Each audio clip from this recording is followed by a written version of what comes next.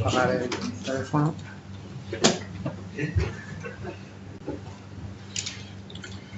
Bueno, vamos a empezar el acto. Yo no sé si vamos bien de volumen o no. Lo digo por el streaming, no puede ser. ¿Está bien? Bueno, buenas tardes. Quiero agradecerle su presencia en este acto, organizado por la Comisión de Control del Plan de Pensiones del Colegio de Economistas de Madrid, en el que el profesor y director del Servicio de Estudios de Bankia, don José Ramón Díez, nos va a presentar un análisis sobre la situación económica y la sostenibilidad de las pensiones en España. Nos acompañan en la mesa Juan Pablo Hernández de la Merced, que es el director comercial de Bankia Gestión de Activos. Muy buenas. Y César Martínez Martín, que es director comercial de instituciones también en Bankia Gestión de Activos. Ambos son expertos en materia de planes y fondos de pensiones y participarán posteriormente en el coloquio que tendremos. Bueno, en nombre de la Comisión de Control, os doy las gracias a todos por haber aceptado la invitación. Encantados en este acto de venir. Bueno, también, como muchos de ustedes ya conocéis, pues el colegio pone a disposición de los colegiados un plan y fondo de pensiones que fue constituido en el año 1988 y que desde en su constitución hasta la actualidad ha sido gestionado por Bankia Gestiones, por Bankia Pensiones y por Caja Madrid Pensiones, siempre bajo la supervisión de una comisión de control que tengo el honor de presidir y que está constituida por colegiados que representan al colegio y también y otros colegiados que representan a los partícipes del fondo. La política de inversión que mantiene el fondo del plan de pensiones del colegio es prudente y conservadora. Lo que se pretende es preservar el patrimonio obteniendo una rentabilidad que sea acorde con los riesgos asumidos, que son bajos en la gestión del fondo. Dicha rentabilidad, desde la constitución del fondo hasta la actualidad, ha sido aproximadamente de un 5,20% anualizado. La obtenida en los últimos años, anualizada, en los últimos 5 años, ha sido en torno al 3%, y la que llevamos acumulada desde el principio de este ejercicio está en torno al 0,35%.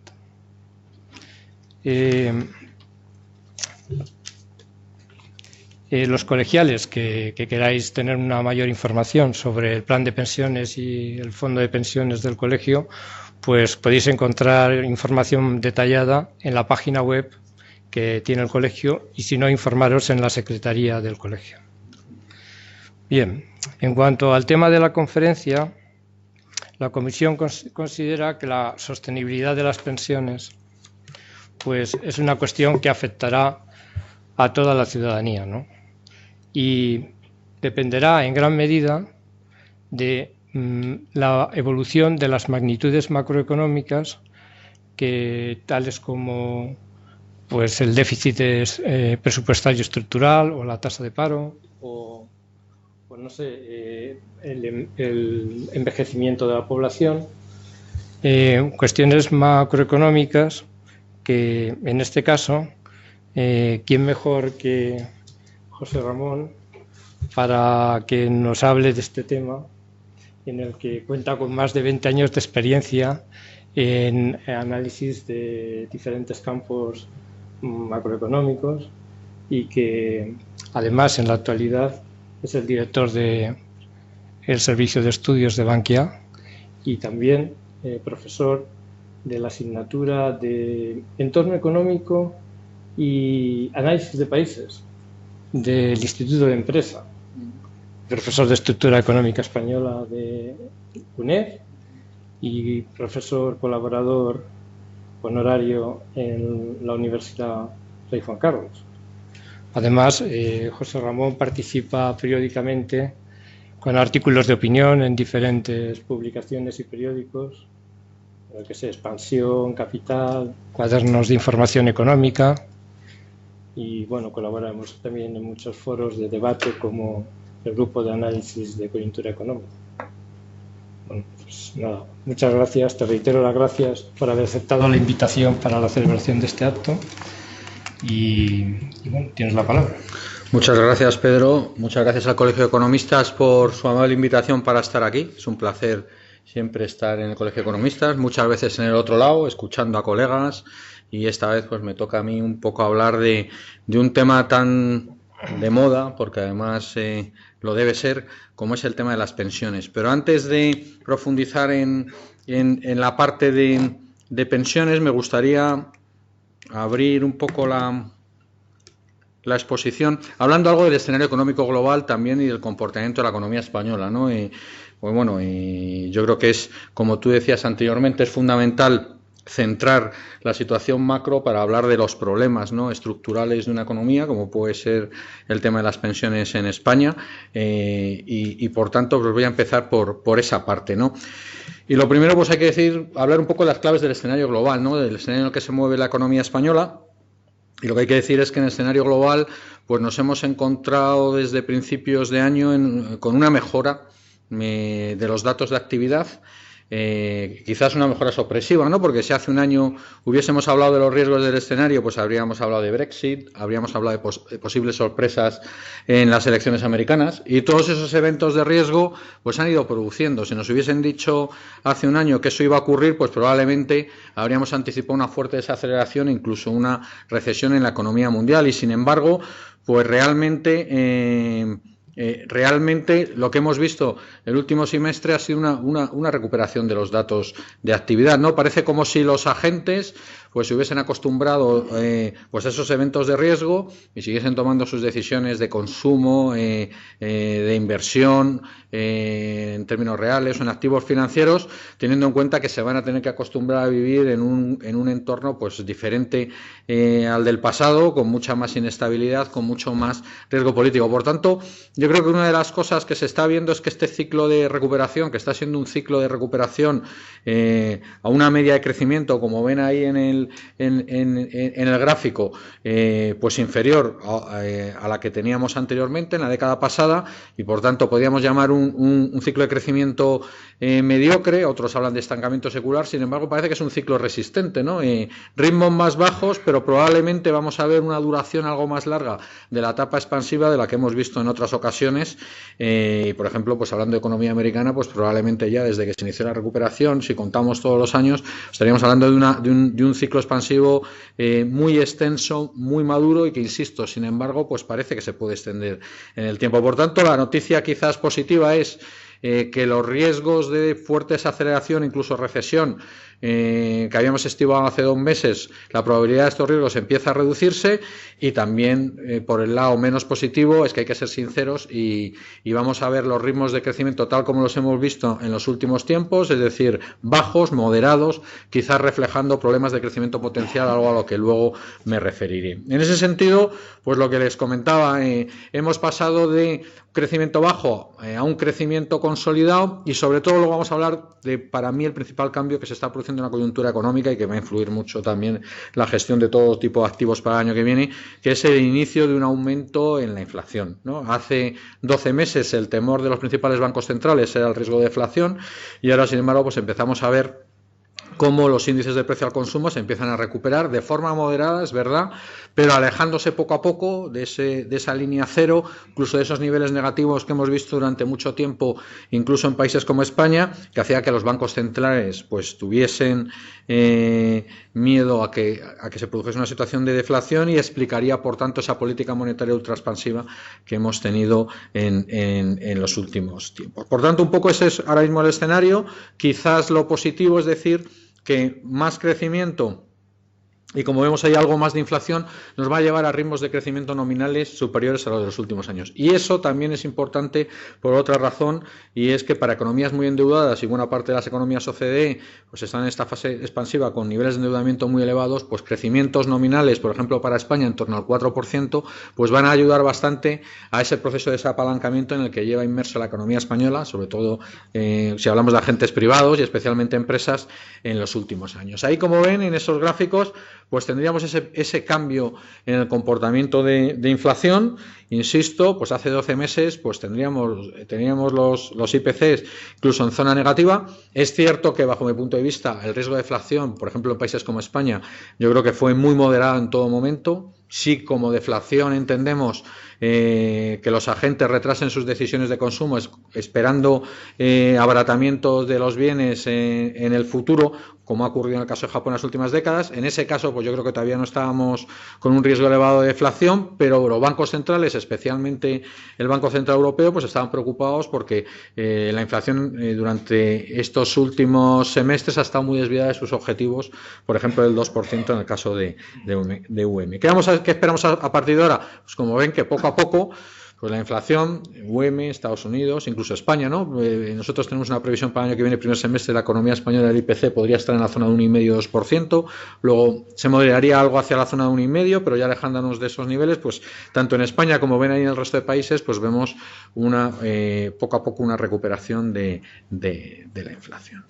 Bueno, en este contexto, ¿qué va a ser importante? ¿Cómo respondan los bancos centrales a ese nuevo contexto, ¿no? Porque venimos, insisto, de unos años de políticas ultraexpansivas, QEs, tipos de interés oficiales incluso en zona negativa, buena parte de las referencias de deuda pública también en zona negativa, especialmente en Europa. Bueno, pues yo creo que ahora mismo estamos al principio de un cambio en las estrategias de los bancos centrales, un cambio en el tono de la política monetaria. ¿Quién va a liderar ese cambio? ¿Quién lo está ya liderando? Pues evidentemente el Banco Central del país más adelantado en el ciclo económico, como he dicho anteriormente, incluso ya en zona de madurez el ciclo expansivo americano, con tasas de paro muy por debajo del 5 o del 4% y acumulando muchos trimestres de crecimiento. Bueno, ante ese contexto y una inflación que está en el 1,7, 1,8, pues como saben ha empezado a subir los tipos de interés.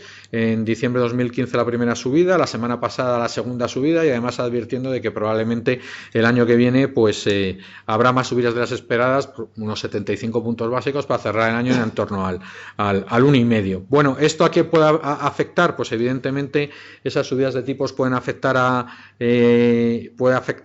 la deuda pública, ya empezamos a ver subidas de rentabilidades, puede afectar a los emergentes, porque cuando empieza la FED a subir tipos, pues claramente pues eso no suele ser bueno para las divisas y para los mercados emergentes, incluso para la bolsa americana, que la respuesta hasta ahora está siendo muy positiva. Y bueno, pues ese es el primer banco central en ir normalizando, ¿no? Luego va a venir el Banco Central Europeo, que de momento yo creo que se va a tomar todo el año que viene, 2017, para ir administrando esas compras de deuda o QE mes a mes con una intensidad inferior a la que ha tenido hasta ahora. Yo creo que ese QE puede extenderse primer trimestre, segundo trimestre de 2018 y a partir de ese momento pues probablemente es cuando ya empezaríamos a ver algún cambio en tipos de interés. Y bueno, dejo aparte el Banco de Japón porque ahí tiene otro tipo de problemas, una política con ausencia de eficacia, un fortalecimiento excesivo del yen, están probando nuevas cosas y de momento no les están funcionando. Entonces, bueno, vamos a un año que viene con, insisto, un cambio en algunas variables económicas y con alguna decisión de los bancos centrales que va a provocar cambios en el comportamiento de activos financieros, como puede ser los tipos de interés a largo plazo. Y en este contexto, por si fuera poco, complejo, etcétera, como hemos visto en los últimos años, ¿no? Vivimos una etapa con aumentos de riesgo político, con eventos, como he dicho antes, que ocurren por sorpresa y los mercados tienen que reaccionar. Pues el último gran evento pues ha sido el tema de las elecciones americanas, ¿no? Y claro, en Estados Unidos ahora con el nuevo presidente pues tenemos mensajes de política económica todavía poco claros y una combinación que de momento los mercados se la están tomando bastante bien, ¿no? Con esas subidas de bolsa, pero con algunos problemas que podemos tener en el medio y largo plazo. En el corto plazo probablemente la combinación de políticas fiscales expansivas, bajadas de tipos impositivos, aumento de programas gasto en infraestructuras, pues puede ser positiva para el crecimiento, no mucho el año que viene, pero sí en 2018. Veremos también las cámaras lo que permiten de todos esos programas poner en marcha, pero en el medio y largo plazo pues hay señales menos positivas, como puede ser una vuelta al proteccionismo económico, algún tipo de tensión comercial entre Estados Unidos y países como China, que al final, bueno, pues es un shock de oferta negativo que puede compensar en parte el shock de demanda positivo de esas políticas fiscales expansivas. Entonces, bueno, hay un poco todavía de desconcierto, pero en general los que votan todos los días, que son los mercados, de momento se la han tomado bien, ¿no? Porque las subidas de tipos de interés ante un escenario de algo más de inflación y, como hemos dicho anteriormente, algo más respuesta por parte de la Reserva Federal, pues ha sido una subida de los tipos a largo bastante moderada, pues niveles del bono americano en 2,60, pero no mucho más, poco contagio al bono alemán y por tanto al resto de la deuda europea. Y como he dicho antes también, pues con bolsas, insisto, llegando a máximos históricos. Aquí hay alguna incógnita, bajo mi punto de vista importante, que es el dólar. Luego, si tenemos tiempo y abrimos pues algún tipo de debate y están interesados en estos temas, podemos hablar algo más. Bajo mi punto de vista, creo que el dólar es alcista a corto plazo, como estamos viendo, ¿no? E incluso hacia la zona de la paridad, pero en el medio y largo plazo mi opinión es que esa combinación de política económica pues va a provocar un cambio en el movimiento del dólar hacia una tendencia, insisto, en el medio y largo plazo, más hacia la zona de equilibrio, que en el caso del euro estaría en 1,15, 1,20, que en la zona actual, en la zona del 1,05.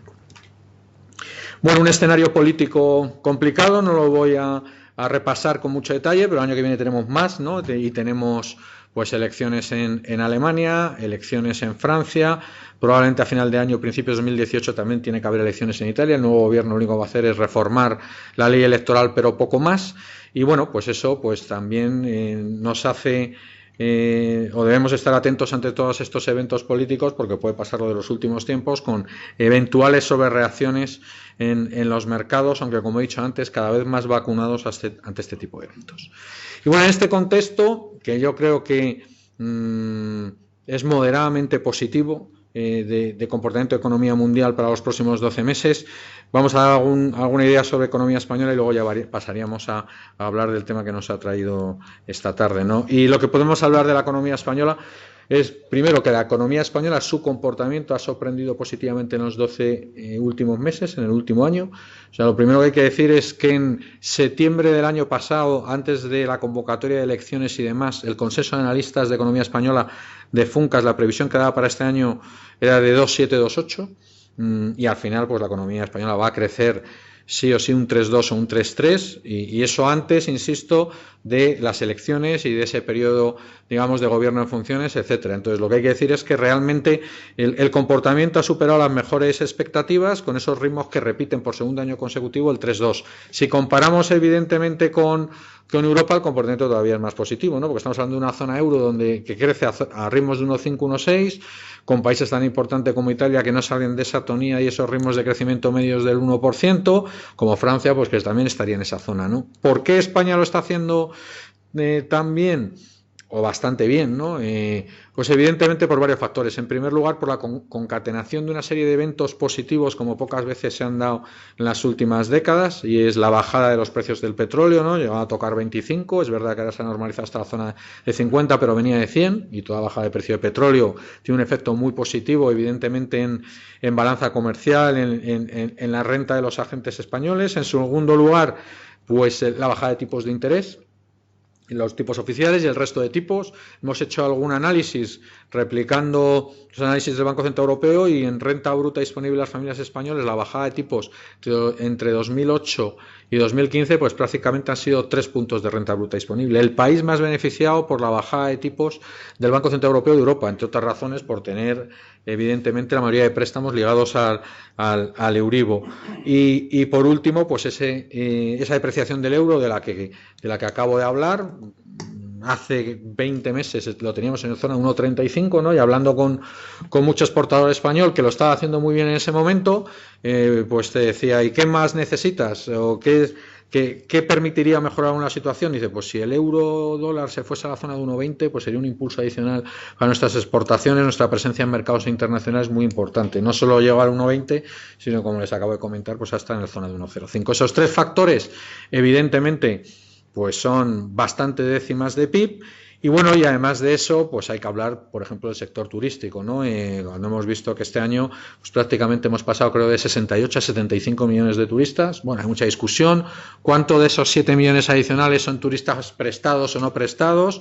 Lo cierto es que están aquí, han venido y bueno, pues evidentemente ha supuesto también un efecto muy positivo para el crecimiento de la economía española. Si a eso unimos también la inercia cíclica, yo creo que en los últimos 18 meses se han puesto en marcha decisiones de consumo e inversión que estaban en el cajón, ¿no?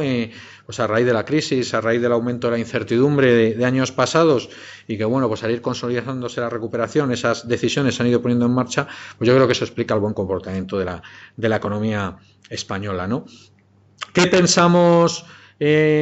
Como les he dicho anteriormente, pues solo hay que ver el comportamiento desde el año 2014 con la zona euro, con la UM, pues para darse cuenta, como les decía anteriormente, que en términos relativos, pues evidentemente estamos acumulando un diferencial de crecimiento muy positivo.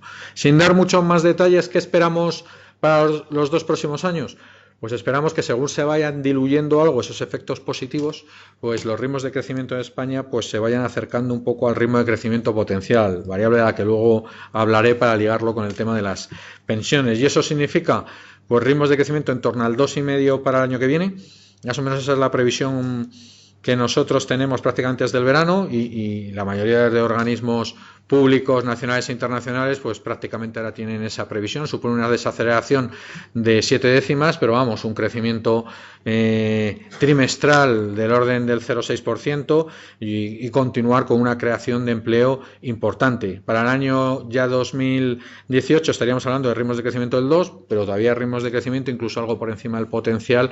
Y bueno, yo creo que de momento, incluso yo diría que para el año que viene, si alguien me preguntase, ¿los riesgos son hacia arriba o hacia abajo? Yo diría que hacia arriba, es decir, con esa inercia cíclica que yo veo, sobre todo en gasto en consumo. Hoy conocía el dato de gasto en tarjeta de crédito en España el mes de noviembre y creo que ha aumentado como un 12%.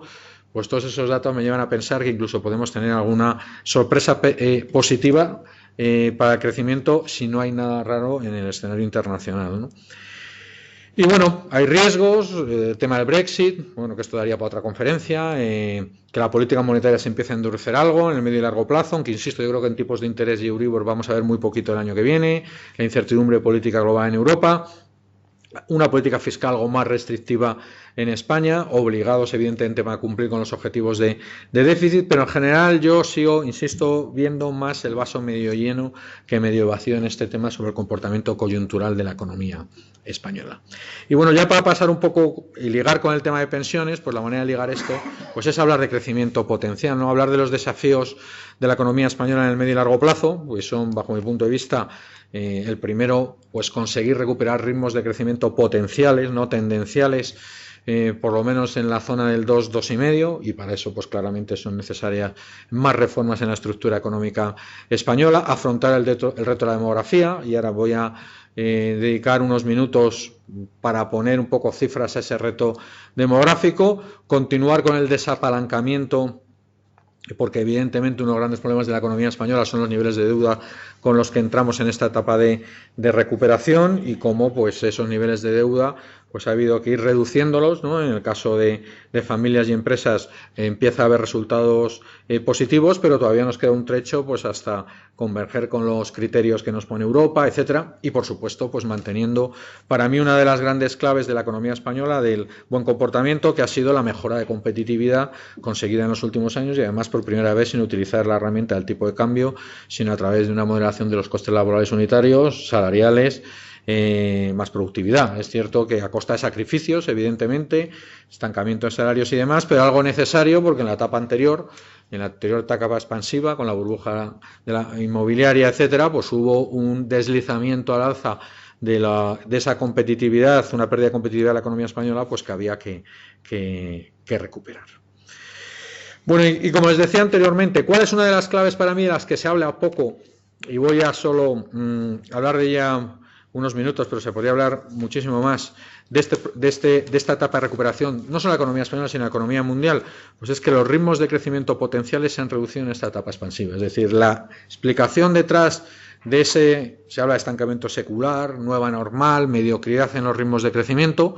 Insisto, quitando un caso como el de España, pues en la mayoría de países creciendo en esta etapa expansiva mucho menos de lo que se esperaba, pues están relacionados con ese crecimiento potencial. Es decir, el crecimiento tendencial de las grandes economías, y estas son estimaciones como ven ahí en ese gráfico del Fondo Monetario Internacional, pues ha pasado en media para las economías desarrolladas de la zona del 2,223 hacia la zona del 1,5, es decir, casi 7 décimas menos, o lo que es lo mismo, una pérdida de casi un 30% de crecimiento potencial. Si descomponemos ese crecimiento potencial entre la aportación de capital, de empleo y productividad, pues vemos que buena parte se debe a la menor aportación de la población activa y por tanto de la fuerza laboral, relacionado con ese envejecimiento de la población en los principales países desarrollados, aunque también debido a un descenso de la inversión, tanto pública como privada. Eso se detecta también y el Fondo Monetario ha hecho mucha investigación sobre eso, ¿no? Y bueno, pues habla de que uno de los grandes problemas de esta expansión es que los niveles de inversión pública y privada son excesivamente bajos. En un contexto global con mucho ahorro circulando por el mundo, ahorro muy por encima de inversión, eso explicaría también evidentemente que los tipos de interés, no solo por la actuación de los bancos centrales, sino también por ese exceso de ahorro sobre inversión, pues se hayan situado en niveles tan bajos. Y por último, pues también por un descenso de la productividad, ¿no? Esto no solo en Europa, sino incluso también en Estados Unidos, donde, como saben, hay un debate muy amplio sobre por qué está descendiendo la productividad, si es porque se mide mal y realmente no se está incorporando todo el tema de redes sociales y demás a la medición de productividad, frente a grandes teóricos de productividad en Estados Unidos que habla que no, que esta nueva revolución no influye tan positivamente, no se difunde de manera tan positiva sobre la productividad de la economía americana como otras revoluciones de la década de los 30 del siglo pasado, ¿no? Y que realmente lo que vamos a ver es un deslizamiento a la baja de la productividad también en Estados Unidos. Bueno, en medio de todo ese debate, los datos lo que nos dicen realmente es eso, que también la productividad ha bajado, ¿no? Y un impacto muy importante sobre la productividad, y esto lo calcula también el Fondo Monetario Internacional, pues es el efecto demográfico, ¿no? Ese envejecimiento de la población, que luego le vamos a poner números en el caso de la economía española, porque como ven ahí, de esa bajada de la productividad, pues del 1,5 al 0,8 que estima más o menos el Fondo Monetario, que es el descenso que vamos a ver en el corto y medio plazo para España, pues por envejecimiento, por efectos demográficos, pues casi le asigna 7 décimas a esa reducción, ¿no? Algo que no pasa en otros países, pero sí en la economía española, ¿no? Y esos serían los datos de Banco de España, ¿no? Sobre esa variable, insisto, que es tan importante como es el crecimiento tendencial, el crecimiento al que tenderá la economía española, en teoría, cuando desaparezcan todos esos factores positivos que han hecho que crezcamos al 3,2. Y bueno, pues ahí los datos de Banco de España, pues no son muy positivos, ¿no? Porque como ustedes pueden ver en el gráfico, lo que habla es de que ese crecimiento potencial, a partir de ahora, pues va a estar en la zona del 1%, 1,1, 1,2. Bueno, podemos discutir si no es 1,2 o es 1,5, me da lo mismo, es 1,7, ¿no? Porque evidentemente el problema con el crecimiento potencial es una variable no observable y, bueno, cada uno utilizando teoría económica y estimaciones, pues le pueden dar resultados diferentes, ¿no? Aquí lo importante es ver que entre ese crecimiento potencial y el que tuvimos en las 3 últimas décadas, en la década de los 80, de los 90 y en la década pasada, pues está muy por debajo de ese crecimiento potencial que se sitúa en aquella época en el 3%. Es cierto que si vemos a la izquierda la composición de ese crecimiento potencial, pues ahí hubo en la década de los 80 una aportación muy importante a la productividad y algo a la inversión, no tanto de la fuerza laboral. En los 90, sobre todo ligado al proceso de inmigración y a la creación de empleo, ahí la aportación estuvo más repartida, y luego ya la década pasada, como ven, crecimiento potencial muy centrado en el empleo, en esa incorporación de fuerza laboral al mercado de trabajo, también en la inversión, es decir, una parte inversión en bienes de equipo, pero otra inversión en construcción, y sin embargo con un comportamiento regular de productividad, incluso restando en la pasada década. Ahora, pues la idea de Banco de España, la mayoría de estimaciones, es que ese crecimiento potencial ha disminuido. Bueno, pues esto evidentemente nos tiene que preocupar, porque, insisto, tendencialmente iremos a esos ritmos de crecimiento medio si no ponemos en marcha pues reformas de todo tipo para acelerar o mejorar la productividad de la economía española, incorporar más población al mercado de trabajo y también pues aumentar la inversión tanto pública como privada.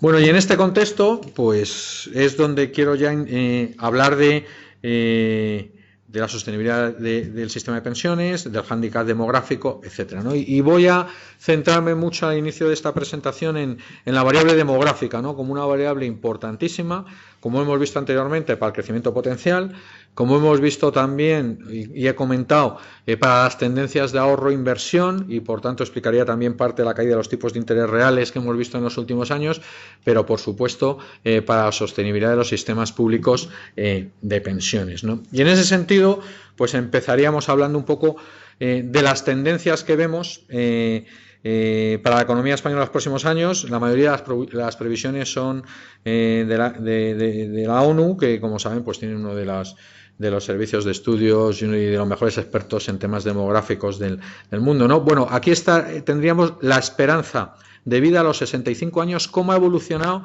para los principales países OCDE. En la mayoría de las comparaciones las vamos a hacer España, Alemania, Italia y Japón, pues en las últimas décadas, ¿no? En el año 55, un español, alemán, italiano o japonés a los 65 años pues tenía una esperanza de vida pues más o menos de unos 13 años, ¿no? 77, 78 años, más o menos era el momento en el cual en media pues se producían los fallecimientos en aquel momento. Ahora estaríamos hablando de una esperanza de vida a los 65 años de 20 años y 8 meses, pero como ven la evolución, lo que queda de siglo va a ser exponencial, ¿no? Se puede decir más o menos que a finales de este siglo esa esperanza de vida va a ser de 30 años, más o menos, y que por ejemplo en 2050 pues la población va a vivir 5 años más que una persona de 65 en estos momentos, ¿no? Bueno, ¿y esto qué impacto va a tener sobre la estructura de población española?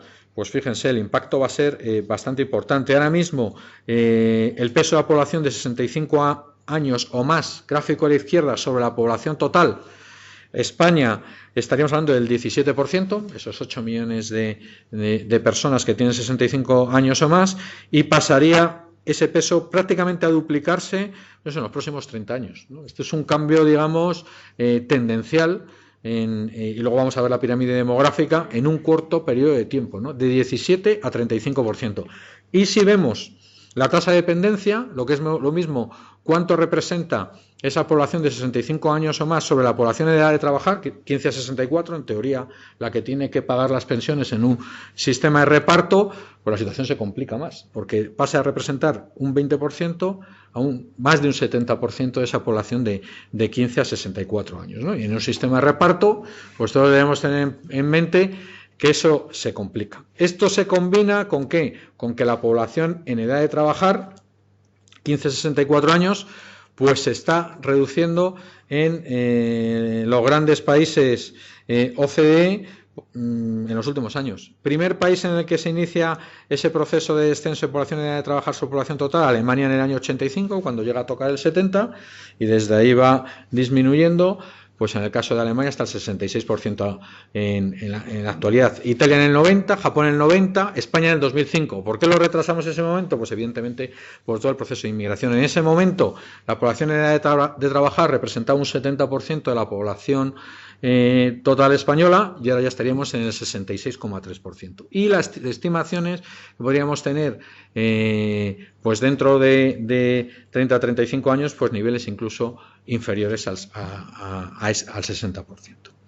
De acuerdo, una población en edad de trabajar, además por grupos de población cada vez más envejecida, ¿no? Como ven en el gráfico a la izquierda, la población entre 55 y 64 años en edad de trabajar pues va aumentando, ¿no? Y en el gráfico a la derecha verían que de 2014 esa población entre 55 y 64 años, de representar un 18% del PIB, perdón, de la fuerza laboral, pues va a representar un 24% en el año 2025. La noticia positiva es que probablemente en ese momento la tasa de paro en esos segmentos de población donde ahora mismo pues tenemos niveles muy elevados, pues irá disminuyendo, ¿no?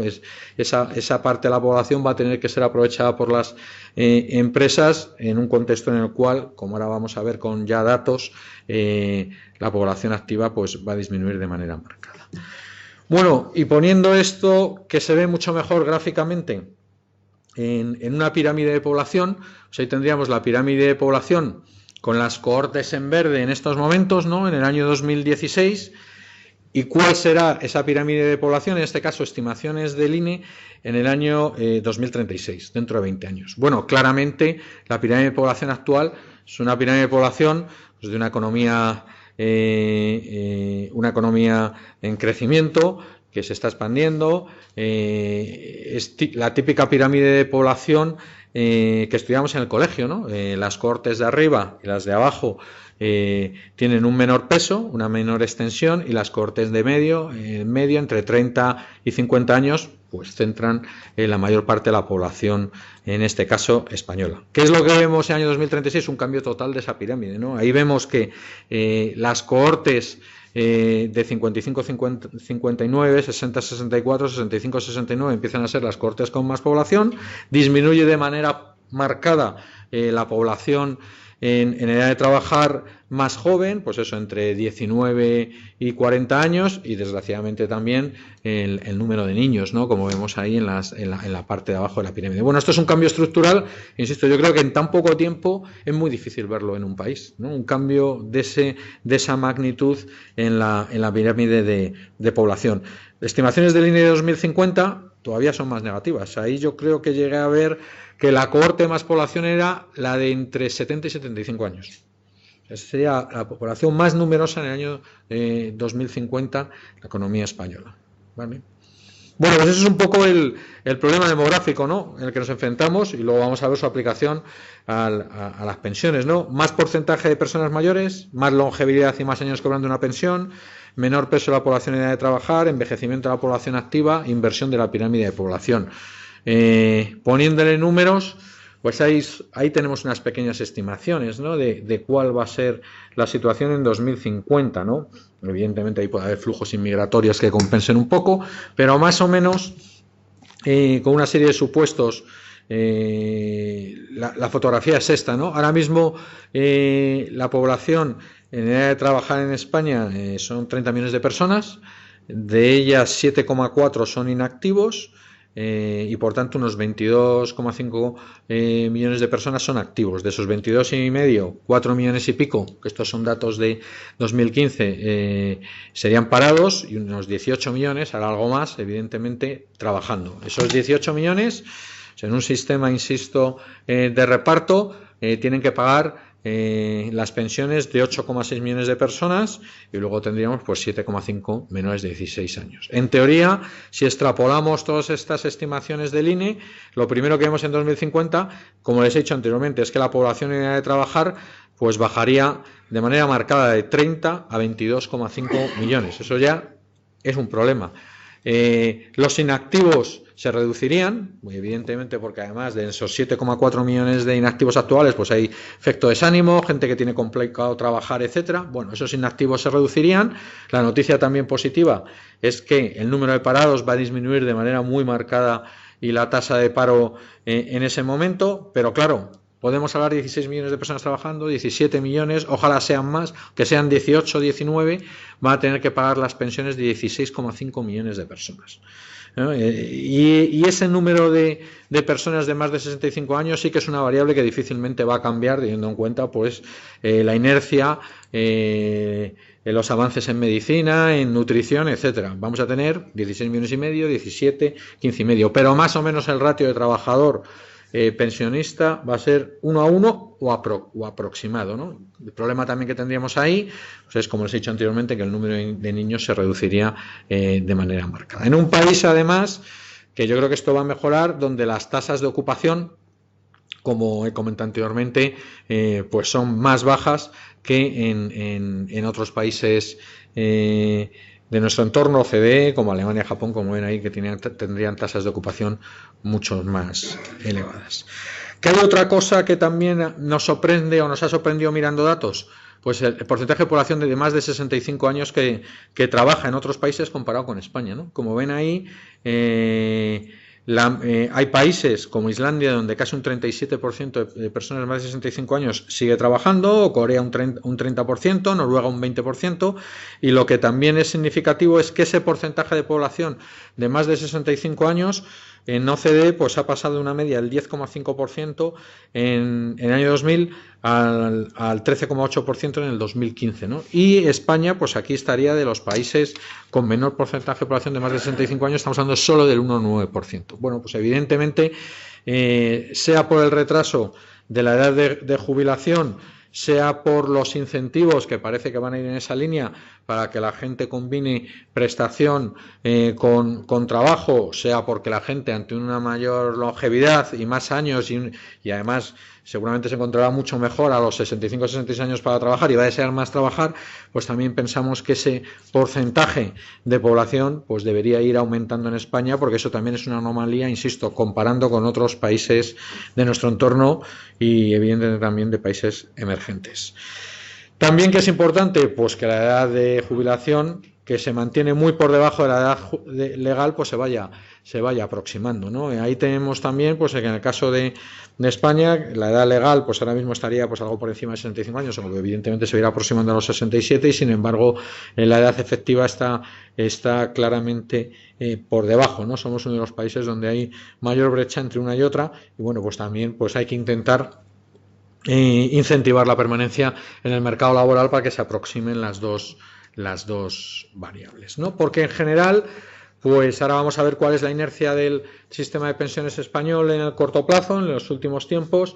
En el medio y largo plazo, pues los cálculos de Eurostat pues nos dicen que el gasto público en pensiones, que, insisto, estamos hablando de que se va a duplicar el número de personas de más de 65 años en nuestro país, pues el gasto público en pensiones pues va a pasar de niveles del 10,5% del PIB en estos momentos pues hasta niveles del 13-14% del PIB, pues acercándonos a lo que le cuesta al sistema pues a países como Francia, Italia o Alemania, ¿no? Esto no significa que en términos per cápita, es un tema al que ahora comentaré, no se vaya a reducir al final esas pensiones, evidentemente, para intentar equilibrar el sistema, ¿no? Porque la inercia del sistema pues es la que ven ahora mismo, ¿no?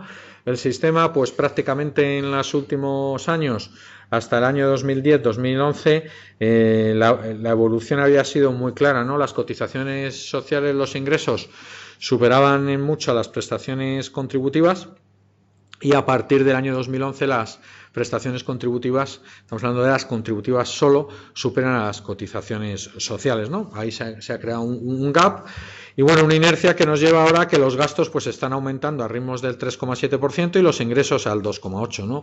Pese a que estamos creando empleo, pues, y pese a ese aumento de cotizantes, pues los menores salarios, el tipo de contratos, etcétera, está reduciendo las bases de cotización, y por el lado de los gastos, pues aumenta el número de jubilados, que es una tendencia, como he comentado, se va a mantener en el tiempo, pero también está aumentando la pensión media, pues entre otras cosas por el efecto sustitución, ¿no? Y es que como ven en el gráfico a la izquierda, los jubilados nuevos que entran en el sistema, en muchos casos tienen carreras de cotización largas, con cotizaciones elevadas, y bueno, pues en muchos casos esos nuevos jubilados pues cobran pensiones de entre 1.500 y la máxima, y sin embargo pues salen del sistema pues jubilados que cobraban menos porque tenían una vida laboral con menos cotizaciones y demás, de manera que la pensión de jubilación media, pues como ven ahí, pues está aumentando a ritmos del 2,1. Todos los factores de la última reforma van a intentar estabilizar todo esto en el futuro, pero insisto, la inercia en el corto plazo pues es claramente importante, ¿no? ¿Y a qué está llevando? Pues al agotamiento del Fondo de Reserva de la Seguridad Social, ¿no? Algo que mucha gente le da mucha importancia y que, bueno, pues la tiene, pero claramente yo creo que todo el mundo que tuviese unas estimaciones más o menos claras de por dónde iban a ir los tiros, pues tenía claro que se iba a terminar agotando, ¿no? Que ese fondo que se acumuló hasta el año 2011 y que llegó a acumular pues casi 70.000 millones, pues probablemente se agotará el año que viene. Bueno, pues evidentemente habrá que instrumentar alguna medida por el lado de impuestos o a través de deuda pública, pues para compensar ese agujero que estamos viendo ahora mismo en el sistema de pensiones. Bueno, ¿y cuál es uno de los problemas del sistema de pensiones? Además de los efectos demográficos, pues es el desequilibrio del que estamos hablando, y ese desequilibrio, pues evidentemente Hay gente que puede pensar que el desequilibrio se debe a que los ingresos no son suficientes y que habrá que en algún momento dado arbitrar algún tipo de impuesto nuevo como tienen otros países, pero también hay que decir que ahora mismo la tasa de sustitución en el sistema de pensiones español, público de pensiones español, pues es muy generosa, ¿no? Y es muy generosa no porque a nadie le moleste, todo lo contrario, a todos nos gustaría que esa tasa de sustitución fuese superior, pero como ven, si comparamos con otros países de nuestro entorno, pues esa tasa de sustitución es mucho más generosa, 80% en media a los ingresos previos a la jubilación, frente a países como Italia, en la que estamos hablando de 60%, países como Francia 50%, países como Alemania 40%, ¿no? Las estimaciones de la Comisión Europea pues nos dicen que en el medio y largo plazo esa tasa de sustitución, para ir equilibrando el sistema, pues se tiene que ir ajustando paulatinamente, ¿no? No sabemos si será el 50, probablemente no será el 50, eso estima la Comisión Europea, pues será el 65, el 70, pero lo cierto es que evidentemente va a ser una de las vías, con todos esos efectos, insisto, de la última reforma del sistema de pensiones y lo que se vaya diseñando a partir de ahora, pues las pensiones se tendrán que ir adaptando pues a la esperanza de vida, a la nueva realidad y por tanto, insisto, yo creo que vamos a ver tasas de sustitución algo menos generosas, ¿no?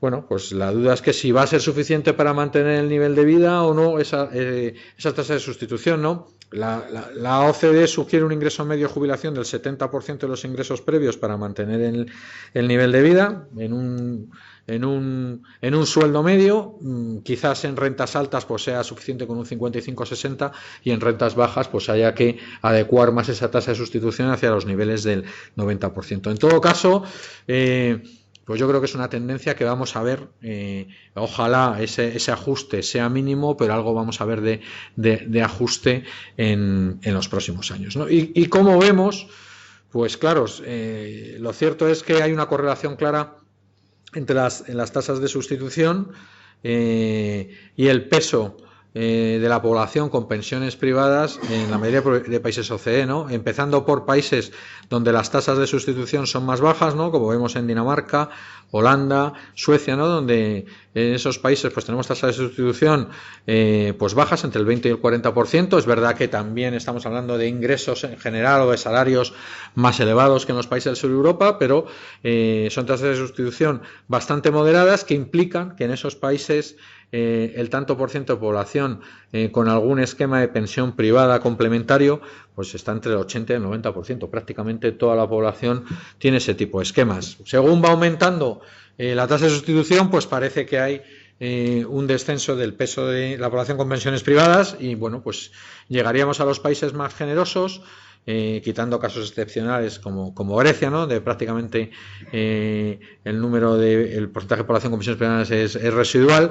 Llegaríamos al caso de países como Italia, Austria o España, donde el peso de la población con pensiones privadas pues es reducido, ¿no? Yo creo que los últimos datos que he visto es 7,8 millones de personas en España tienen algún plan complementario de pensiones seguros privados de empleo, el 16,5% y como 7.800 euros por partícipe, ¿no? Más o menos esa es la media.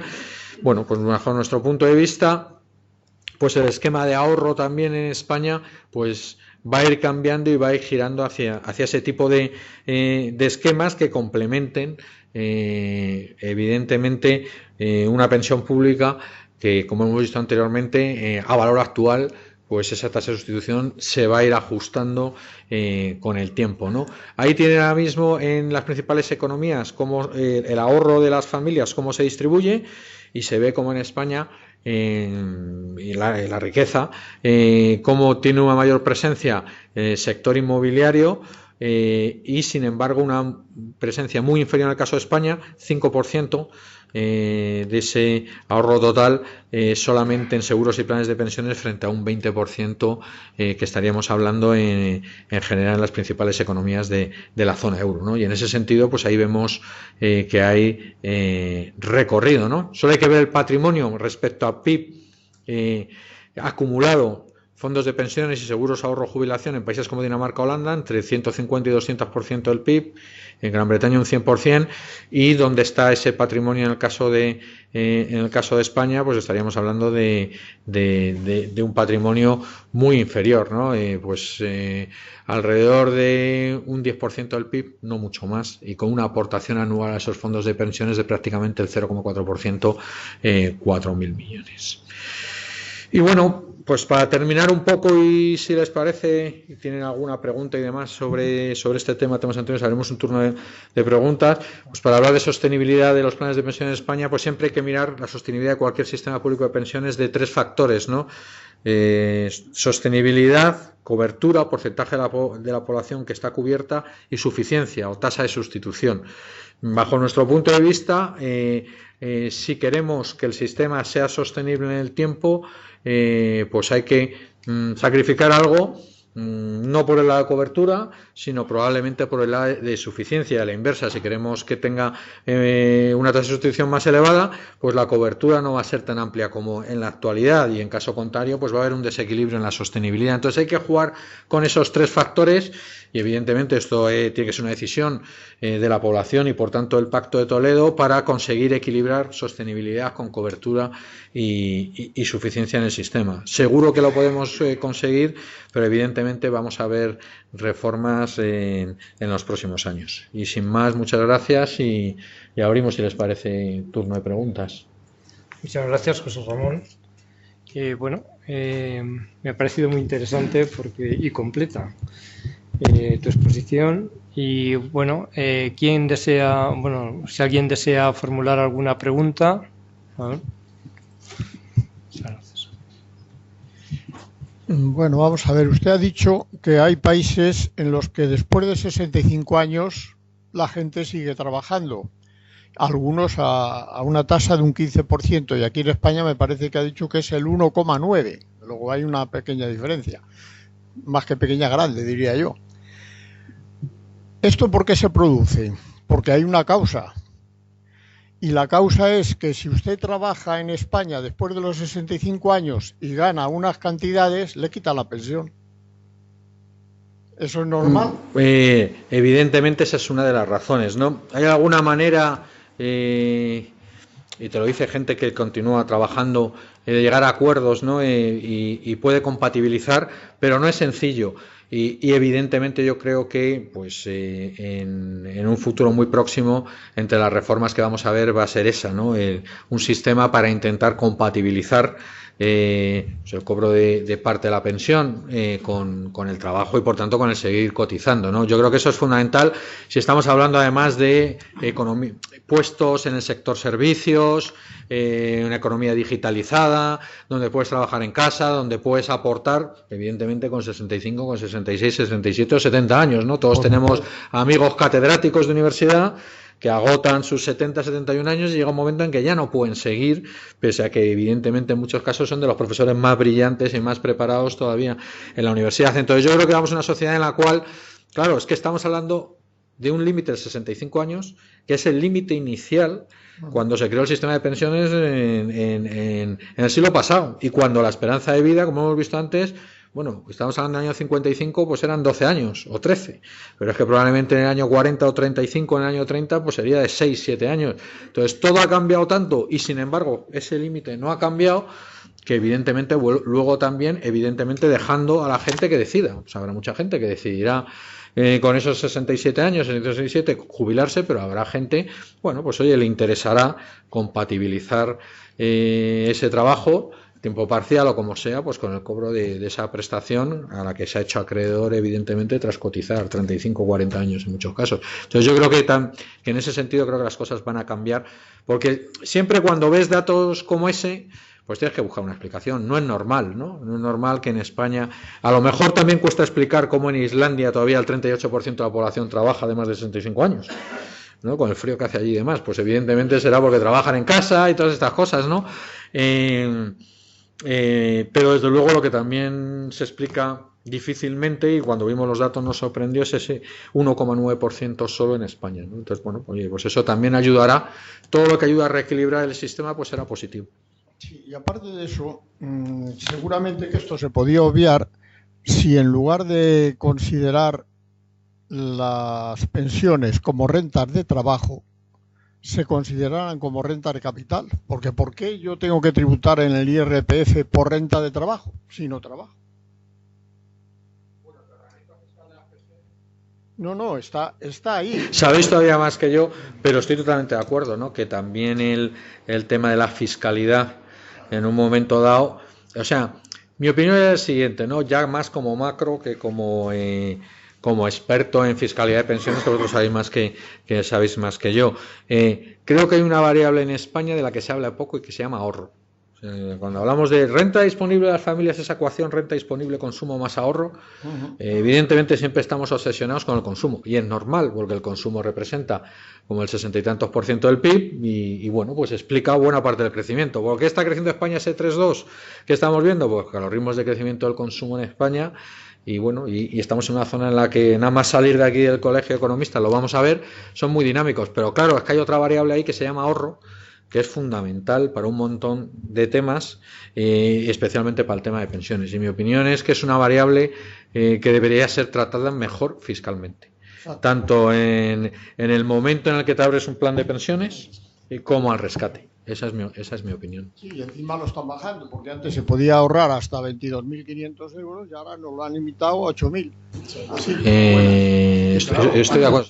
Esto aparentemente se basa en una serie de datos que no corresponden con la realidad, ¿no? Es decir, el tema de cuando dicen que bajan a 8.000, han bajado a 8.000 el límite, en muchos casos decían que porque no se llegaba había un término que no se llegaba a apurar el límite de los 8.000 euros, o que está beneficiando las rentas altas, que los importes mínimos o medios no llegaban nunca a esos límites. Pero que realmente esto es desincentivar totalmente una situación que en el fondo todo el mundo entendemos que es un interés común, es decir, que haya una complementariedad, porque nosotros lo que vemos es importante la concienciación a un término que comentaba José Ramón, que es la tasa de sustitución. Yo creo que la tasa de sustitución actual del 80% que tenemos en España evidentemente hace que no haya una conciencia clara de que en muchos casos vas a necesitar una pensión complementaria o un ingreso complementario para mantener tu nivel de vida, ¿no? Entonces, bueno, aparentemente pues existe esa tranquilidad, que yo creo que no debería ser como tal, y bueno, yo creo que es muy positivo que, no entiendo, estoy totalmente de acuerdo con usted, es decir, la reducción del límite lo único que va en contra de la posibilidad de poder una previsión y poder complementar esa tasa de sustitución cuando sea menor, cuando uno rescate, ¿no? Y no solo eso, que si una persona quiere por encima de esa cantidad acceder al fondo de pensiones, decir, oiga, yo en lugar de 8.000 pues quiero poner 15.000, pues está haciendo el primo, porque resulta que luego te van a cobrar cuando lo rescates por esos 7.000 también. Entonces, ¿dónde estamos? No te deja. Si en un momento determinado tú haces eso, te lo devuelve. Está obligada a devolverte ese exceso. Y si tú lo haces en dos entidades que no se detectan, por ejemplo, pues ya queda como responsabilidad tuya, y si antes del 30 de junio del año siguiente tú no has corregido eso, te pones a que te penalicen por una multa del 2% del derecho a consumir. O sea que es, vamos, sí, bueno, es leonino totalmente, sí. Eso. Yo en mi opinión creo que debería de modificarse en esos límites, pero que lo que es más importante, ya has comentado un tema muy interesante, que es que la tasa de descuento probablemente va a variar en el tiempo, pero también no va a variar exactamente igual para todas las rentas de trabajo. Entonces, niveles altos, has hablado del 55%, niveles de salario más bajos, pues se pueden quedar en el 70%.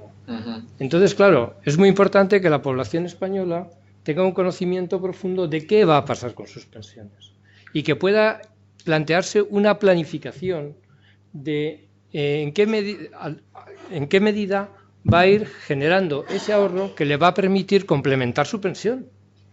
Y esto es una información que la sociedad no tiene. Estoy totalmente de acuerdo. En las encuestas, el 80%, 70-75% de la población se muestra preocupada por su pensión, pero el 80% dice que eso es un problema del Estado y que se lo tiene que solucionar el Estado. Y bajo nuestro punto de vista, cada vez la responsabilidad personal en la gestión del tema de la pensión va a ser más importante. Y en ese sentido, yo creo que algo que se prometió y creo que debería ponerse en marcha es el famoso sobre naranja a la holandesa. En Holanda, el 1 de enero o el 1 de enero no, porque te puede amargar el año nuevo, pero el 5 de enero tú recibes tu sobre naranja y dice, con las expectativas demográficas, de envejecimiento, de los factores de corrección y demás, usted que tiene 30 años, con 65 va a cobrar 800, 700, 1.000 euros. Esto es lo que hay. Adapte usted sus decisiones a esa realidad. Entonces yo, sinceramente, todo este tema creo que es muy importante y lo que creo que el cambio vendrá cuando, insisto, los ciudadanos se den cuenta de que esto es un tema de responsabilidad suyo, tengan toda la información y entonces tengan que decidir cómo gestionar y cómo complementar, ¿no? Porque al final, pues, la OCDE, como he dicho antes, calcula un poco cuáles son los límites, ¿no? De tasa de sustitución. Y bajo nuestro punto de vista, lo que vamos a necesitar más o menos en media, esto no es un cálculo muy afinado, pero son 3,5 años de sueldo ahorrados en un plan de pensiones complementario para mantener esos niveles de tasa de sustitución que te permiten, pues, afrontar con comodidad esos 20, 25, oye, cuantos más años mejor, pero siendo consciente de eso, de que vas a necesitar entre 3 y 3 años y medio. Esa es una cifra que yo quería apuntar porque nosotros digamos, un poco, evidentemente es burda, en el sentido que, como dice Pedro, también depende de la tasa de sustitución, del nivel. Pero bueno, que concienciar a la ciudadanía de que esto va a ir con ellos, ¿no? Porque muchas veces también ocurre que uno piensa que que no le va a tocar a uno, que no, las pensiones no van a llegar, pero a mí yo creo que no me va a tocar. Bueno, pues nos puede tocar. Ahondando, o solamente un pequeño comentario, otro de los temas también que están encima de la mesa y es un poco incongruente es por qué computa el límite de los planes de empleo con el de plan individual. Es decir, si su empresa le aporta a usted, pues que no le cuente dentro de su límite de 8.000 euros. Hay mucha gente que su empresa tiene un plan de empleo y le aporta al promotor, con la contribución del promotor, pues que no le consuma el límite de 8.000 o de 12.000 que tenga, pues también le consume. Es decir, que si su empresa le contribuye 8.000 euros, usted, por su lado, ya no puede hacer ninguna aportación.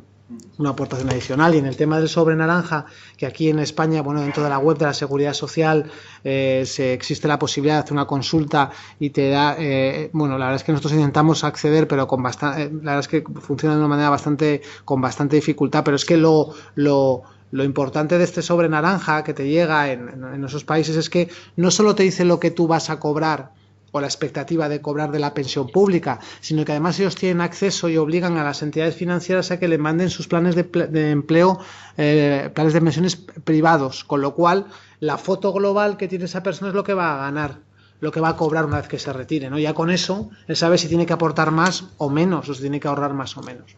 Y aquí es verdad que nos falta información en ese sentido. Yo, desde luego, lo que no estoy de acuerdo es que un pensionista que ya no trabaja, tribute por trabajo.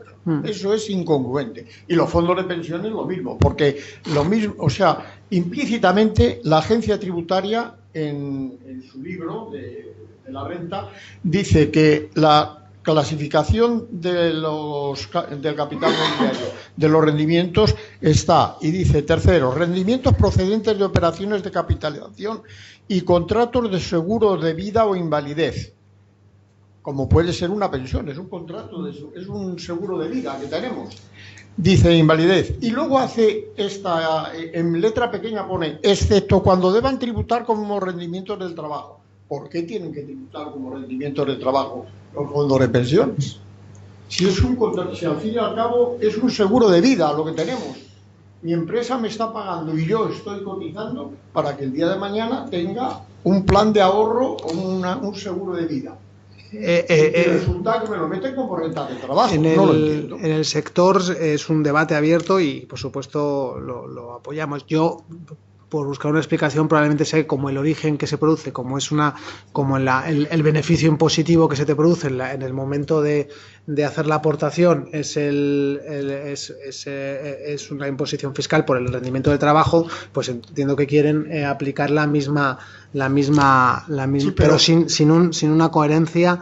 Entiendo, buscándole una explicación, Pues la pero explicación, le digo que el debate está abierto y a nosotros evidentemente no el vemos debate por está qué no. abierto, pero nadie lo soluciona, porque No. yo esto se lo he llegado a exponer al defensor del pueblo, a una oficina del defensor del pueblo, un representante del defensor del pueblo. Lo hice en febrero de este año, todavía no me ha contestado. O sea que ahí sigue el debate, pero vamos, pero ¿por qué? Si es que cualquiera que se dedique a hacer una declaración de renta a un jubilado, cuando le dice sí, es que esto va en rendimientos de trabajo personal, y pues si ya no trabajo, métamelo usted en un rendimiento irregular, métamelo usted en un plan de ahorro, tal, Sí. pero en rendimientos de trabajo, y nadie dice nada. Esto sigue, como usted dice, en el debate, pero ahí estamos en el debate y yo sigo, ya los puse, ¿no? En la comisión Sí, eso, ¿sabes? los pusiste, pero bueno, es muy probable que en los próximos 4 o 5 años, como parece a la vista de los datos, que esto dará una vuelta, Si es que pues tiene que probablemente también la fiscalidad cambie. Una de dos. O Hay a quien mí- piensa que la fiscalidad va a cambiar, pero bueno, hubo una reunión, como sabes, de expertos y finalmente decidieron que toda la fiscalidad quedaba como estaba, ¿no? Y bueno, también hay un déficit presupuestario enorme. Claro. Pero si no se trata de que no tributen, y bueno, si van a hay tributar, otras pero que cuestiones tributen que... por rentas de capital, con los beneficios que tiene, porque resulta que en el fondo de pensiones, por ejemplo, yo voy a pagar no solo por lo que he aportado, sino por los beneficios. Y claro, los beneficios que tenga de ese fondo, si estuvieran trabajando, o sea, si estuvieran tratados como rentas de capital, sería otra cuestión. Correcto. Bueno, debate abierto y no resuelto. Ya. Bueno, nosotros no somos el gobierno. Sí. Ya lo sabemos. Si nosotros quisiéramos, porque Ya. no le conviene además. Ya. Sí, bueno, voy a hacer preguntas muy cortas y respuestas muy cortas también, a ver si es posible, ¿eh? Muy bien. A ver, lo de la fiscalidad es que quería confirmar, porque no estoy seguro. Vamos a ver, las aportaciones mayores de 8.000 euros al año tributan 2 veces, entonces, ¿no? Cuando lo pones y cuando... ¿O no? No se pueden hacer. Bueno, pero si uno puede hacer un plan individual, ¿no? No. Pero ¿cómo que no? Parece Bueno, paradójico, pero pues, es... Eso hacerlo puedes hacer, pero te arriesgas a que en el momento en que Hacienda te cuadre los datos y vea que tú, por ejemplo, por el Colegio de Economistas has aportado 8.000. No, pero si no por el colegio, por cualquier otra cosa. Sí, y a un plan individual has aportado otros 8.000 por otro banco, porque has dicho que si es el mismo, si es la misma entidad. No se puede no acumular. te vamos a ¿Desde dejar. cuándo es eso?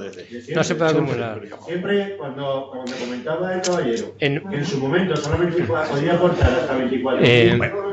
Bueno, y me lo creo, vale. Si es así, pero, Jesús. O sea, que entonces... A ver, en el mismo, en el modelo, supone que los de pensiones no. en el modelo no te lo permite, o sea, no te Yo no creo te que lo va a conozco a gente computar. que hace más de 8.000 euros de Sí. pensiones, es imposible, ¿no? No, por un seguro de pensión quizá. Que no tiene Bueno. nada que ver con un plan de pensión. Pues vale, bueno, estoy muy sorprendido, pero bueno. O bueno, o también podría hacer una aportación por un inválido, en fin. Sí, es Ya. otra cosa. Pero eso es otra cosa. Bueno, eso es una cosa, vale. En venga. general, no, el límite es Me el quedo límite. un poco, pero no sé. El otro tema es, vamos a ver, es el tema de la falta de liquidez de los planes de pensiones es horrible, ¿no? Es una falta de liquidez grandísima. O sea, si una persona, por ejemplo, digamos que necesita el dinero por lo que sea, por ejemplo, para salvar a su empresa o lo que sea, ¿no? No sé, pues entonces tiene que volverse parado forzosamente, porque si no, no lo cobra, ¿no? Entonces eso se podría mejorar algo, ¿no? O sea, no solamente esas cosas, ¿no? Bueno, y ya, prefiero hacer preguntas rápidas y a todas. Luego la escasa rentabilidad también, bueno, ese es otro tema también, que hay planes grandes que están ahora mismo en los niveles a lo mejor del 2007, ¿no? Sobre todo de empresas grandes. Y por último, quería señalar, yo creo que en España el problema principal, específico de España, exclusivamente de España, es el alto paro y luego el crecimiento del empleo, en el que, bueno, ahora crece el empleo, pero las cotizaciones crecen en poquísimo, ¿no? Bueno, nada más esas 3 cuestiones. Gracias. Bueno, en relación a la iliquidez de los planes de pensiones, el legislador están haciendo algunas medidas. Una de ellas es ahora mismo a 10 años desde el momento en el que se produce la aportación, se puede rescatar sin ninguna contingencia. Entonces, bueno, por lo menos es verdad que la liquidez hay desde ahora, desde el 2015. Desde el 2015. Bien, Más detalles, sí. Vamos a ver, yo entiendo que evidentemente no es que lo que ocurre que también es que el plan de pensiones, si se convierte en un instrumento financiero líquido totalmente, pues pierde un poco una parte de su esencia. Estaríamos hablando de un fondo de inversión, ¿no? Y estoy totalmente de acuerdo con usted en que hay casos en los cuales pues, a lo mejor puede ser paradójico que uno tenga un ahorro y tenga que forzar una situación diferente a la que realmente debería continuar con su empresa. Pero es verdad que existe bastantes casos en los cuales se están produciendo las contingencias como paro de larga duración, como los supuestos de los ERE, enfermedad grave, los 10 años que comentábamos anteriormente. En fin, yo creo que se están cada vez ampliando y se está volviendo más laxo la posibilidad de que para que situaciones situaciones pues un poco complicadas desde el punto de vista más que físicas, que en algún caso eran antes más ligadas a lo que sería una invalidez o un fallecimiento o la propia jubilación, ejecución de hipotecas, en fin, se están ampliando los supuestos de las contingencias y los supuestos de liquidez. Dicho esto, bueno, pues evidentemente es un producto per se y líquido, porque también tiene una función de ahorro y una función, hombre, desde el punto de vista fomentar el hecho de que hay una pequeña función paternal, digamos, en ese caso. Se puede penalizar y rescatar, por ejemplo, sería una medida, ¿no? O sea, penalizando la parte, ¿no? Rescata, pero se penaliza. Bueno, puede ser una alternativa, ¿no? Yo creo que con los 10 años lo que se consigue es que un segmento más joven de la población no tenga esa reticencia a la hora de empezar a realizar un ahorro que pueda ser complementario en el momento de la jubilación, porque evidentemente una persona de 25 años o de 30 que ve que no va a poder disponer de ese dinero probablemente hasta dentro de 30 o 40 años, pues no va a utilizar ese instrumento financiero. Entonces lo de los 10 años va más dirigido quizá a un segmento de gente joven o mediana edad que diga, bueno, mira, yo lo pongo y si dentro de 10 años lo necesito, lo utilizo. En el lado de para casos a lo mejor de necesidad pues imperiosa de ese dinero, creo que la legislación cada vez te está dando más posibilidades para poder realizar un rescate, como comentábamos, si te es un ERE o un paro de larga duración, sin necesidad de agotar el paro, etcétera, ¿no? Pero bueno, supongo que se irán aportando fórmulas que permitan todavía, pero si le doy mi opinión personal, yo creo que levantar o que convertir el plan de pensiones en un instrumento líquido, yo no lo veo personalmente. Pero bueno, siempre hay matices. Y luego usted preguntaba sobre el tema de las rentabilidades. Sí, son escasas. Bueno, evidentemente, sí, evidentemente. Y luego. Las gestoras a veces pues no son propiamente profesionales, a lo mejor pues 30% son propietarios de sindicatos.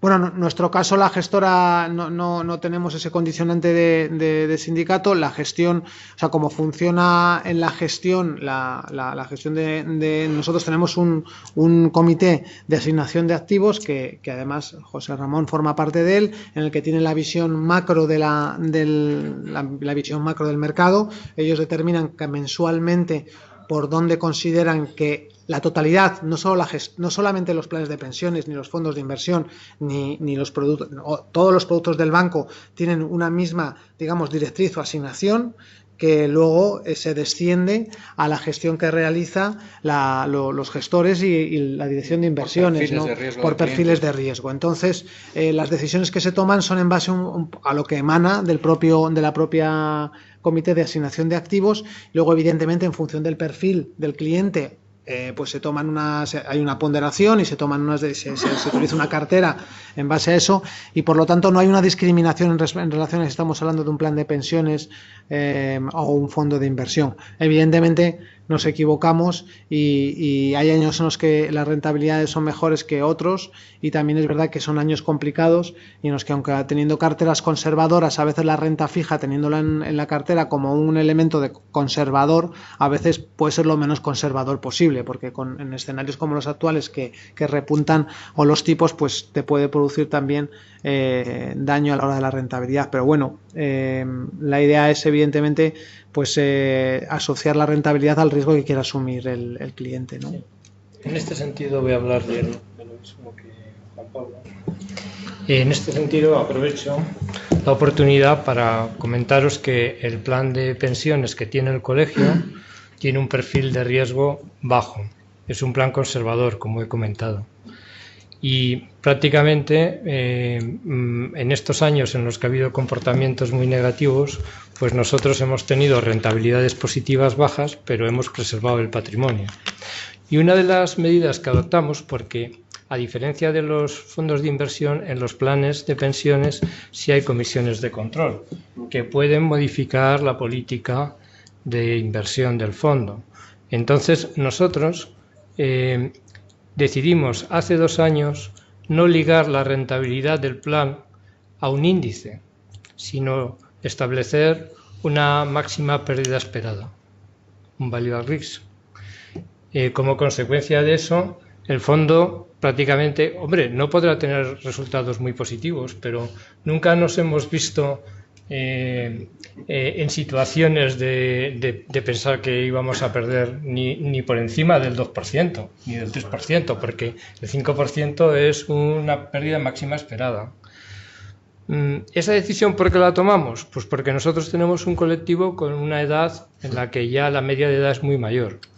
Entonces, nosotros consideramos que los partícipes lo que quieren es conservar su patrimonio y no tener sorpresas en el momento de su jubilación. Y por lo tanto, que cuando vayan a rescatar se lleven su patrimonio más la rentabilidad que han venido acumulando a lo largo de este tiempo, del tiempo en que han tenido las participaciones. ¿En qué estamos pensando? Pues que en el colegio también hay colegiados que son jóvenes y que a lo mejor a ellos les podría interesar más hacer aportaciones a un fondo que tuviese pues una política de inversión más agresiva, con un perfil mayor de riesgo. Y en eso estamos, porque estamos pensando en la posibilidad de constituir un fondo para ese colectivo. Pero vamos, en general te puedo decir que la rentabilidad de nuestro fondo, aparte de que ha sido en los últimos 4 años de crisis un 3% de media anualizada, desde el año 2012 hasta el día 15 hemos calculado un 3,05 de rentabilidad positiva. Bueno, también no somos el único fondo que tiene limitadas las pérdidas, pero vamos, no hemos seguido un, ¿cómo se llama? Tracking error, siguiendo índices, que los índices se van que tienen una pérdida del 18% y todo el mundo pierde el 18%. ¿Me entiendes? Porque te vas con el índice pues hasta donde sea, ¿no? Y eso es lo que tratamos de evitar. Había otra pregunta, sí. ¿no? En ese sentido, yo creo que la clave, pero no solo en pensiones, sino también en inversiones, que tú estés adecuadamente perfilado, ¿no? Y que, como tú decías, que tengas una pérdida máxima, ¿no?, en un momento dado estimada, y seas o conservador, muy conservador, dinámico, etcétera. La clave es esa, estar tú en tu perfil de riesgo adecuado, sea fondo de pensiones, fondo de inversión. Hombre, fondo de pensiones, como bien decías, está más ligado con la edad. Alguien que está próximo a la jubilación tiene que ser conservador y alguien muy joven puede admitir algo más de riesgo. Y la otra pregunta era la influencia del paro y la creación de empleo, las bases de...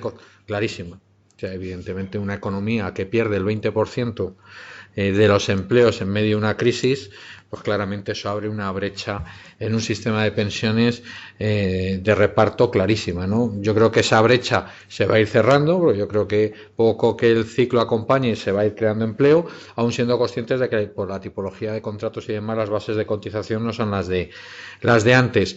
Pero de la misma manera creo que con eso solo, aunque recuperásemos los 20 millones de cotizantes y demás, no se acabarían los problemas estructurales de un sistema que yo creo que para equilibrarlo y hacerlo sostenible necesita un poco de todo. Y un poco de todo es el lado de los ingresos, el lado de los gastos, el lado de la edad de jubilación, el lado de la complementariedad de planes de pensión.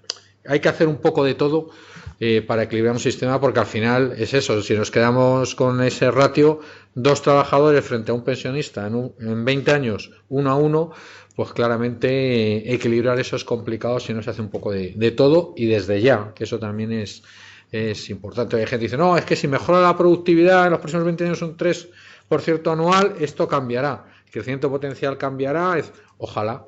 Pero eso es muy complicado. O sea, no podemos estar pendientes de ese cambio estructural que nos lleve a un equilibrio del sistema. Antes hay que tomar, bajo mi punto de vista, medidas.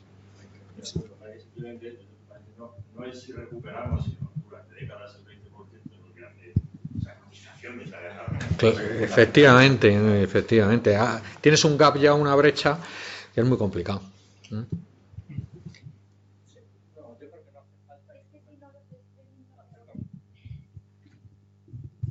Hola, ¿qué tal?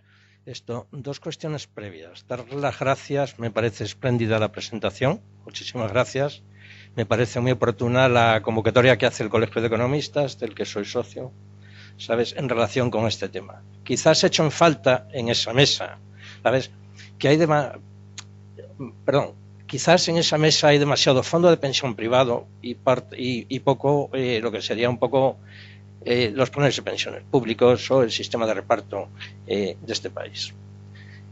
Lo digo por lo siguiente, es decir, porque recientemente estaba leyendo un trabajo que hizo el IES, un trabajo de investigación hecho por el IES para el periodo 2001-2011, donde toman como referencia, como base de análisis, 522 fondos de pensiones, ¿sabes?, y solo 4 en este periodo obtienen rentabilidad positiva.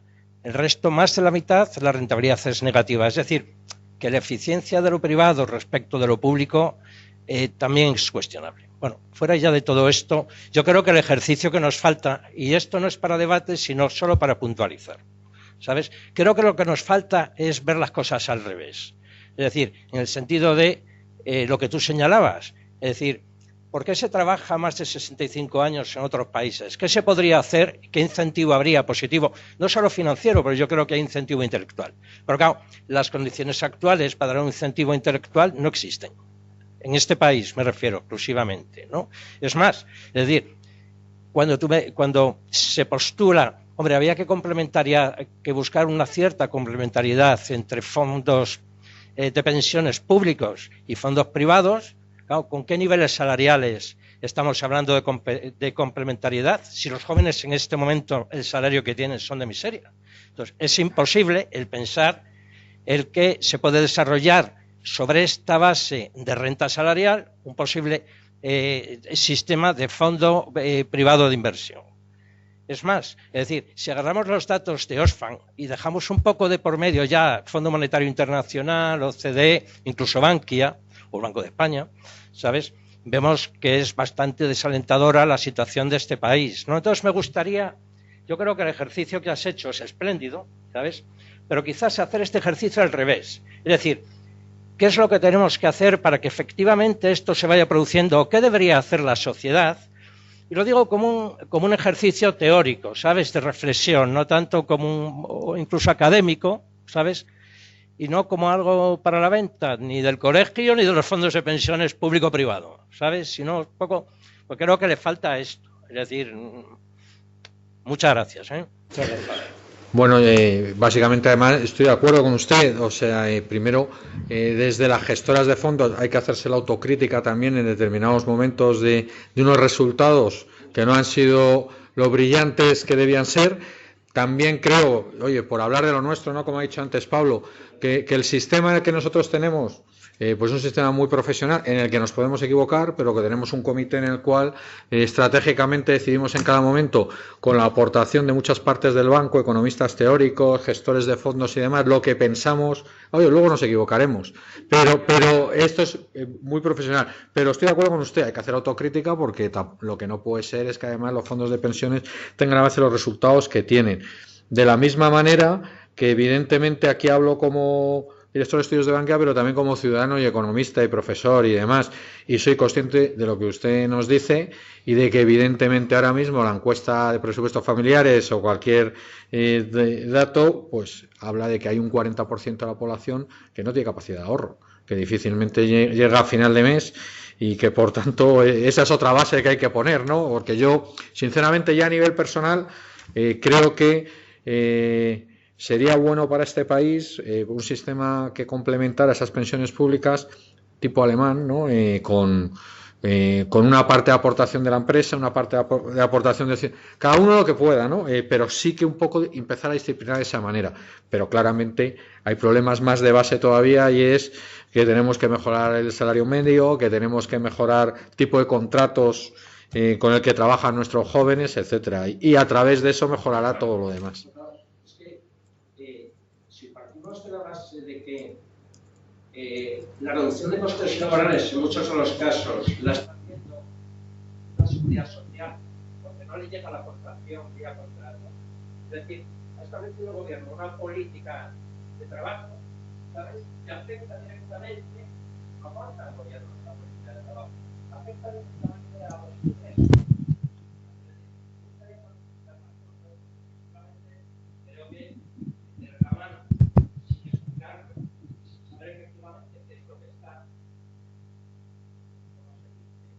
no sé qué palabras utilizan, trayendo, ¿sabes? El Estado de esos fondos de la seguridad social, la capacidad de los trabajadores, me parece muy. No tiene coste para el Estado. No, estoy de acuerdo. Estás hablando de bonificaciones en cuota en determinados momentos para estimular el empleo, y hay que valorar evidentemente los efectos de esto. Ya ha compensado por un lado lo que pierdes, o no ha compensado. Yo también tengo mis dudas. O sea, es igual que con los impuestos. A mí me gustaría que en este país todo tipo de bonificaciones, deducciones y estas cosas se fuesen eliminando y tuviésemos claro cuál es el marginal, lo que paga cada uno y demás. Estoy básicamente de acuerdo con usted. José Manuel, José Ramón, hablando de los impuestos, has comentado que quizás debería de implantarse un impuesto directamente ligado al pago de las pensiones. Bueno, lo que creo es, como he comentado, que aquí tenemos problemas por todos lados, por los ingresos, por los gastos, por el lado de los gastos, etcétera. Entonces, alguna medida en cuanto a desaparezca el fondo acumulado que teníamos y haya una discrepancia entre ingresos y gastos anual, pues habrá que cubrirla de alguna manera. Puede ser vía impuesto, tipo contribución a la francesa, o puede ser directamente vía deuda pública, ¿no? Porque esa es otra manera de financiar. Y bueno, pues eso es otra de las cosas. Lo que pasa es que al final las cuotas también es un impuesto al trabajo, no nos olvidemos, ¿no? Y para un país con problemas en el mercado de trabajo, destopar las cuotas en la parte de salarios más altos, esto es lo que se está ahora mismo hablando, pero claro, si no tiene una contraprestación también futura, pues es un poco injusto. Entonces, al final, pues evidentemente algo hay que hacer para equilibrar momentáneamente el sistema hasta que todas estas reformas que se han hecho en los últimos años empiecen a equilibrarlo algo más. ¿Y el tipo de la francesa o a la francesa qué tipo es? Bueno, pues una esta lineal, un 2, un 3% sobre la nómina que te aplican y se acabó. Y con eso, pues, claro, un impuesto más. ¿Sobre la nómina? Sí. ¿O sobre la renta? Pues ahora mismo no sé los detalles, pero básicamente es un tipo lineal, ¿no? Que se paga adicional, ¿no? Porque en un momento dado empezó a haber y existir esta brecha, ¿no? Entonces, bueno, yo creo que no es lo más recomendable, hay que estudiar otro tipo de medidas. Porque al final, insisto, también las cuotas es un impuesto al trabajo. Sí, sí. Y entonces, bueno, en un país en que necesitamos crear puestos de trabajo y donde creo que las cuotas ya están en niveles comparativamente bastante elevados, o sea, si hacemos un análisis de los impuestos, hay partes donde se paga más y otras donde se paga menos, por ejemplo, indirectos que otros países, y sin embargo en cuotas de seguridad social y directos, el que paga más. Lo que pasa que evidentemente hay que ampliar esas bases, ¿no? Si hay alguna pregunta más, voy a hacerte una pregunta relacionada con un gráfico que nos has puesto sobre el crecimiento potencial de la economía española. Sí, el del Banco de España, ¿no? Sí. Entonces allí has comentado que son necesarios cambios estructurales para modificar ese crecimiento, ese potencial crecimiento. Sí. Y dentro de esos cambios estructurales, ¿qué peso podría tener los gastos en investigación y desarrollo para ligados al incremento de la productividad y de que muy pocas personas paguen a una población, a un incremento de la población mayor, sus pensiones. Estoy, pues mucho, o sea, porque realmente la incidencia del gasto en I+D sobre la productividad, pues hay una correlación.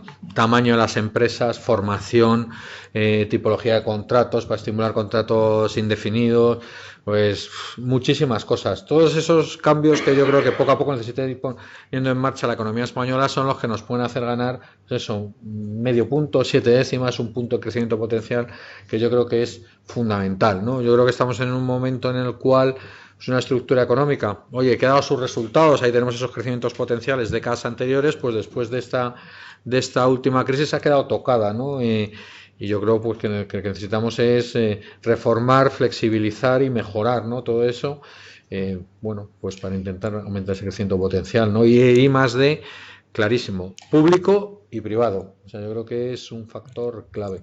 ¿Hay alguna estadística de cómo ha evolucionado el gasto en I+D público pues y privado? Ha bajado a raíz de la crisis de manera espectacular y tenemos un gap con respecto a la media, no ya sobre los países que más gastan, como puede ser Finlandia y Suecia, pues espectacular. Un 30 o un 40% necesitamos de aumentar ese gasto en I+D, insisto, público y también privado, para ponernos en ese, no sé si es 3,5% del PIB, que yo creo que es fundamental, ¿no? Para que al final eso se revierta en productividad, ¿no? Porque todo esto pues mejora productividad en el medio y largo plazo. Pero claro, en momento de crisis, pues todo, las empresas y el Estado necesitan equilibrar y lo más fácil es recortar esas partidas de inversión en las de I+D.